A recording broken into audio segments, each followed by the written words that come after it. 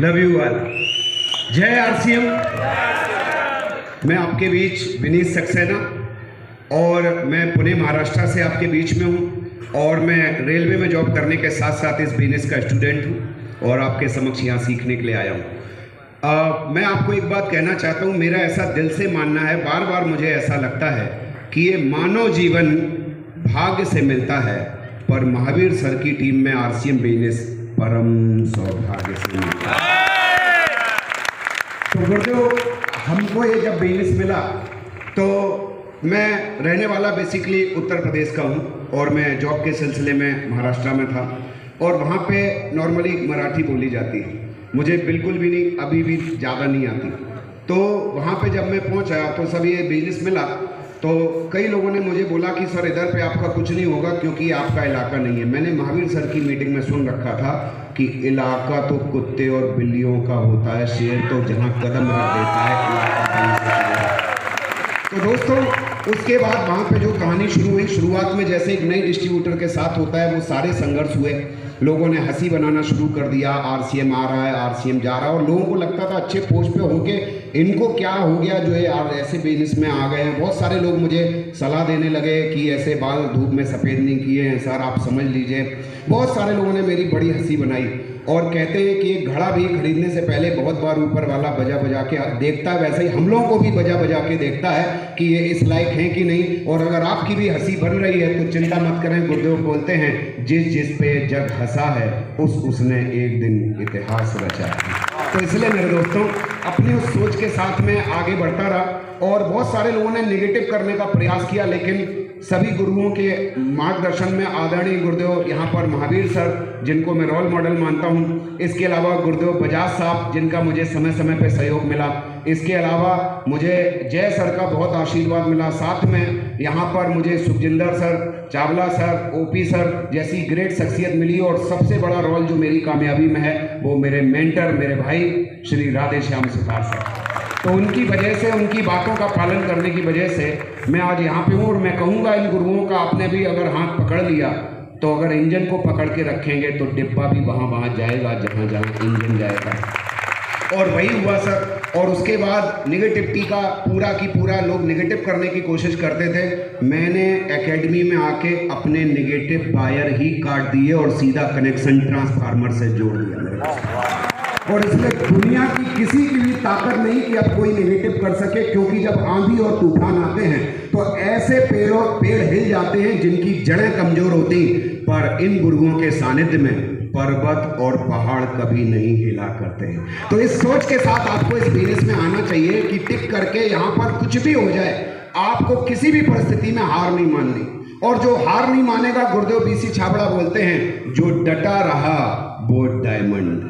तो ये सबसे बड़ी इंपॉर्टेंट बात है। और आप कुछ भी हो जाए, बिजनेस ऊपर नीचे होना चाहिए, कोई फर्क नहीं पड़ रहा, आप ऊपर नीचे नहीं होना चाहिए, ये सबसे इंपॉर्टेंट है। तो इसके साथ में सर चलता गया, सीखता गया और लगातार आगे बढ़ता रहा। और मैं रेलवे की भाषा में कुछ बातें आपसे कहना चाहूँगा कि मौका मिले तो कभी भी डिब्बे के बजाय इंजन बनना। इंजन मतलब लीडर। इंजन वो होता है जो सबसे पहले कई बार अकेला चल के दिखाता है।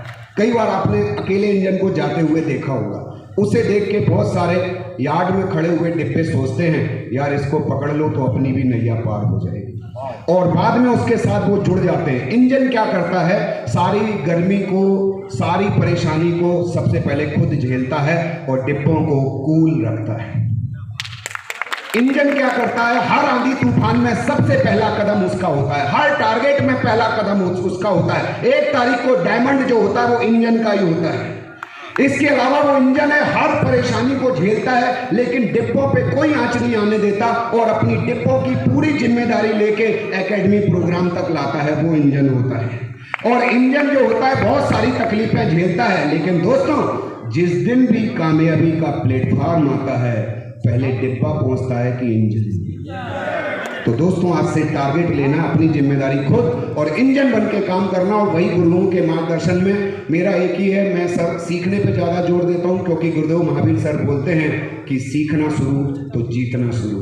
तो दोस्तों अभी मैं डायमंड की खेती कर रहा हूँ और टारगेट जैसा सर ने बोला तो आज नहीं कल, अभी तो मैं पार्ट टाइम में हूँ सर, जब पाई टाइम में अभी ये नज़ारा है तो जिस दिन शेरों के हाथ खुल गए उस दिन तहलका मच जाएगा।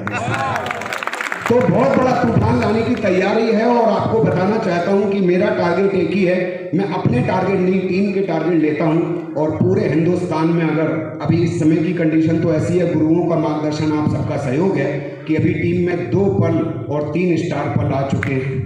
रॉयल्टी का तो मैं नहीं बता पाऊंगा, बहुत सारे लोग हैं। तो आपको मैं ये कहना चाहता हूँ आगे का नज़ारा वो होगा कि हिंदुस्तान में जिसकी भी जितनी बड़ी टीम होगी दोस्तों, वो बोलेंगे मेरा ये अचीवमेंट है, मेरा ये डायमंड हुआ। मैं बोलूँगा गिनो मेरी टीम में कितने डायमंड हैं। तो ये नज़ारा मेरा टारगेट है सर, बहुत बड़ा कुछ करना है। और अंत में इतना कहना चाहूँगा कि राह ऐसी हो जो चलने के लिए मजबूर कर दे, चाह ऐसी हो जो मिलने के लिए मजबूर कर दे, बिजनेस ऐसा हो जो काम करने के लिए मजबूर कर दे, और काम इतना शानदार हो जो अमीर बनने के लिए मजबूर कर दे।